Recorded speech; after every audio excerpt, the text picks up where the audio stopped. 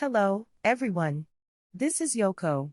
In this channel, I'll be sharing information in English about events happening in China that might not be widely known in other countries, based on the information I've gathered from various sources. I would appreciate your comments on the content of the videos since I've collected information from multiple media outlets. English is not my native language, so I'm using an AI speaker to read the information in English. If you find it interesting, please consider subscribing to the channel and supporting it. Now, let me provide you with the latest information on the soil pollution issue in China that came to light in November. In November, Guizhou Steel Group, a Chinese company, sold the land rights to a state-owned enterprise in Shanghai. Subsequently, they embarked on large-scale real estate development, including apartment construction. However, a school invited from the UK conducted soil contamination inspections, revealing severe pollution. The hazardous substances exceeded standard values, leading to the school's withdrawal. Consequently, the land, initially sold by Guizhou Steel Group, became the subject of scrutiny. To clarify, the land was not sold outright but rather its rights were sold. In China, land ownership is not possible, so the rights are sold.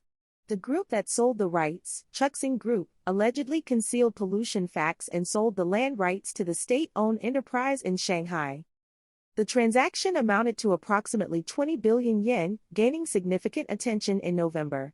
However, the situation is complex.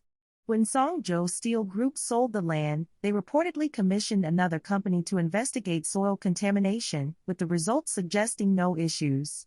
Questions arise about the credibility of the inspecting company. Additionally, environmental protection authorities, responsible for overseeing land safety, reportedly received multiple reports on the land safety, and the recorded scope of contaminated land gradually narrowed. This raises suspicions about whether the government was aware of the situation. Allegations suggest collusion among the state-owned enterprise, the inspecting company, and environmental protection authorities, claiming they knew about the issues but concealed them. The scrutiny extends beyond school construction. Even when establishing kindergartens, soil inspections are mandatory. Therefore, the people who bought these apartments are likely engaged in some kind of business. I believe it's not common for someone working a regular job to afford a monthly mortgage of over 200,000 yen. So, they are probably business owners or something similar. However, when news suddenly surfaced that the land was contaminated and, moreover, reading school would not be coming, it created a problem. The original purpose of buying the apartments was related to reading school, but now that reading school is not coming, there is an issue of what to do about the children's education. Furthermore, even though they are paying over 200,000 yen every month, they cannot live there anymore, making it impossible to sell or rent out the purchased apartments. By the way, concerning apartments with suspected contamination, it seems that even China's major real estate companies are no longer dealing with them. While the land on which the apartments stand may not be contaminated, since the apartments are located very close to land where contamination has been discovered, conducting an inspection could reveal contamination. Therefore, these apartments are in a delicate position. Those who bought the apartments are now caught in a situation where they cannot sell or rent out the contaminated apartments, and it seems that even real estate agencies are reluctant to get involved due to the potential legal issues in the future. In such cases, it's quite common in China for the party who should be paying money to delay payments, saying something like, "We won't pay until we receive money from our business partners." In this case, Rouge Group may sue Chuxing Steel Group to recover the money and possibly refund the buyers. However, it's still unclear how things will unfold. The scariest aspect of this situation is that if reading school hadn't withdrawn due to the land contamination issue, this problem might not have come to light.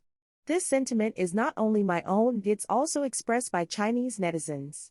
Ultimately, the issue remained completely concealed as long as only the Chinese side was involved in the development, land rights sales, inspections, and related activities. It's the Chinese parties who were involved in all these processes. When a foreign school, in this case, reading school, arrived and raised concerns about contamination, it made people wonder how such a development could proceed in such conditions. The fact that this problem was completely hidden by the Chinese parties, who continued to build apartments and establish kindergartens in areas with conditions unsuitable for habitation, reveals the reality of China.